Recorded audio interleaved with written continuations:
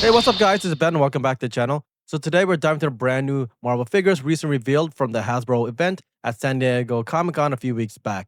These include 4 new figures that feature a collaboration with Magic the Gathering collectible cards. That's right, folks. Get ready to shell out some money for your new Spider-Man because these figures are priced higher since they include those Magic cards.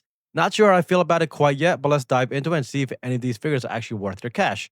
First up, it's our friendly neighborhood wall crawler, the Magic Gathering Battle Damage Spider-Man, right? Now, standing at 6 inch tall, this figure really does a great job nailing that like sort of comic book silhouette look with razor sharp sculpt lines and multiple joints that look pretty darn good, right? We're talking a ball jointed head, butterfly shoulders, swivel wrists, double hinge knees, and they actually all together works really well for like dynamic web swinging poses, right? There's even a second help sculpt here that you can showcase Peter Parker's badly weary mask expression after he's kind of like taking a hit or two. So it's really good sort of like first look in terms of what this figure actually has to offer, right? But what really sets this figure apart is like the battle damage paint job, right? You'll notice rips along like the suit, exposing shredded fabric, and a tiny scorch mark that look like it's sort of hand painted. The red and blue tones pop really nicely under the display lights, and that spider emblem on the chest kind of sits proud as if it like slightly raised from the suit.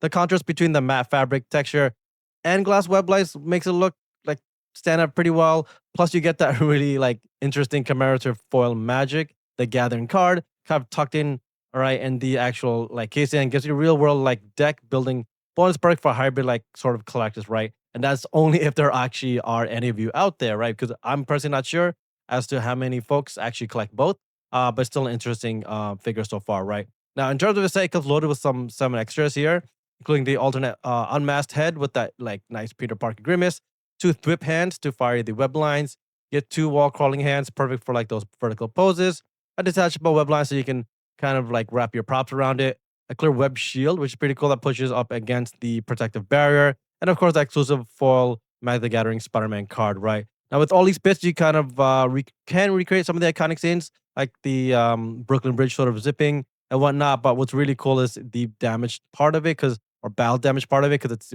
somewhat very unique, right? But it is $40, so it's a lot to shell out, especially if you're not interested in the magic card at all. But I also personally will still surely PO this bad boy just because it's battle damage and it'll be the only one in my collection. Next one up here is Jane Watson as the Iron Spider. Yep, you heard that right, guys. MJ actually suits up to help Peter Parker and totally take down the villain's regent in this sort of series, right? Now, this figure mirrors her on-screen silhouette pretty well, right? And features a lot of articulated goodness.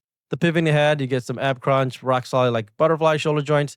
They kind of also get the tendrils kind of firing out, which is nice, right? So some pretty good striking poses I can see here from the pictures. Now MJ's Iron Spider, it's an all right, pretty decent. It looks identical to the original comic version Iron Spider, right? Also like that red and gold like painting has a nice faint metallic sheen on it that sort of glints under like bright LEDs and in your display, which is nice. There's also some blue highlights on the inner suit panels that give like a nice reference nod to Peter's classic color scheme, right? 4 articulated mechanical legs arm that also can snap on the back, which is good. Each joint can actually be fully posable, right? So you get some nice action shots there and whatnot. So it's nice to see that you have some options with those legs as well, which is also a good thing, or always a good thing, rather, right? Now, in terms of the accessories, she comes with the alternate mask head, so you can kind of like choose like whether you want to keep her full MJ or with the actual costume or suit mask on, right? Extra pair of open hands and a set of like the web firing hands. You get the 4 attachable iron spider legs with the bolt joint connectors. And yes, you get like again that full magic card Magic the Gathering card feature Mary Jane, right? So yeah, you can have a lot of nice endless combos with MJ's like sort of blasting regions, goons with webs, right? Because like kind of recreate some of those scenes, or like mid-air with Spidey, right? It's also the first iteration and mold of MJ Iron Spider release that I know, so it's probably worth picking up, especially if you want to have like a comprehensive Spidey family display set up on your shelf. Next, switching gears up to the darker tone, which is Agent Anti-Venom, right? Now, after ingesting the Anti-Venom serum, right, so some backlore here, Flash Thompson can actually burn away the Venom symbiote with a single touch, which is pretty cool. This 6 inch figure captures sort of that raw intensity like that you kind of see in sculpted muscles sort of throughout the body, as well as the layered arm piece across the chest and shoulders. Looks like this body articulation means you kind of like pose him into like the battle and symbiote tendrils, kind of whipping around him. The paint up here is pretty glossy, right? It features a nice white purification sort of look to it on the chest. Some nice sharply, sharp contrast as well that I can see on we're using that black undercoat, and some nice sort of like sculpting, like I guess you can say, on the white armor that gives you a little more anti-venom's energy, kind of like surging through his body. So it's pretty cool, right? It's very similar to, if not the same mold used for the recent Black Agent Venom one from the Spider-Man Classic Retro. But it does the facial here looks pretty good in terms of head sculpt, right? Now that being said, it does again feel on the slimmer side compared to like his head mold, right? I believe that's the same issue as the Agent Venom that we got previously. So the scale is a little off, but still not too bad, right? Now, as for accessories, Flash comes with two sets of alternate hands, including the combat ready fist and the symbiote burn fist. Four flexible symbiote arm extensions, and see what they can actually swap onto his back for extra room to move around and play with. Right, you also get five pistols with halters sculpted on the actual belt, which is nice. I don't really like the translucent blue color, but or the blue color itself. But it is what it is. Two smoky tendril effects also, and the signature Magic the Gathering Venom card or Agent Anti-Venom card. Right now on the pretty good gun loadout, so you can kind of put them in a lot of different poses, which is nice. So you definitely get a lot in terms of accessories. Just I don't like the blue color. It's also worth a pickup though, in my opinion, especially if you don't have the like initial Agent Anti-Venom figure in collection like me, which was released several years back. So I'll likely be picking this up because I want this version of Flash, but without the high resale value of the original one, which is good. And last but not least, it's the man with the howl, right? I think he's Man Wolf, Colonel John Jameson, right? Now, during a little backstory here, during a lunar expedition gone wrong, Colonel John Jameson, sorry, transforms into like his like werewolf warrior when the full moon is up. I personally don't know too much about him, but it's pretty interesting, I guess, especially and very right fitting for this set.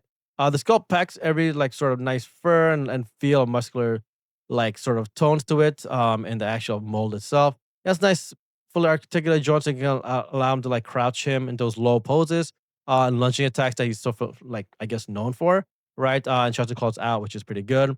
As for his design specifics, he has some brown for textures, like sort of dry brushed to highlight some of his hair, which is nice. Also, like the tethering around like the moonstone and around the neck, somewhat you can see it, so but not too pearlescent. His pants are torn just right, like gives you that nice textures there. Belt buckle is okay in terms of the look. The mix and matte gloss finishes also on the fur claws and teeth make them pop out really well on some nice shots. So you get a nicely designed figure and very line up to the original character itself, from the comics, but again, not too familiar with him myself. As for accessories, comes with alternate pair of hands, including the open palms and clawed hand attack hands. A sacred sword, I think it's from Star God, etched with like those mystical runes. A bow and loose arrow they can actually like notch together. Also get the quiver full of arrows, so that's pretty cool. You kind of like plug that into his back pretty nicely. And again, the magic they had during Man Wolf card, right? Now you can actually load them pretty well easily with the bow and arrow poses and slashes, so it's pretty cool. And whatnot. You also get I guess a fair amount of accessories for him, but again, with that being said, I may just skip him because I just don't know enough about him to actually want him in my collection. To be honest with you, I'm not really a great fan of him, so I mean, spending $40 feels kind of dry to me. So I'll likely be skipping Manwolf at least for now, right? Now, all four of these figures are currently available for PO and will range around $40 or so each, right? They're expected to ship out around Q3, Q4 of this year, but don't be surprised if they get delayed a little bit just because Hasbro's been releasing a lot, right? But there you have it, folks. That's a wrap for our four new Marvel Legends figures. Which ones are you most hyped about to add to your lineup?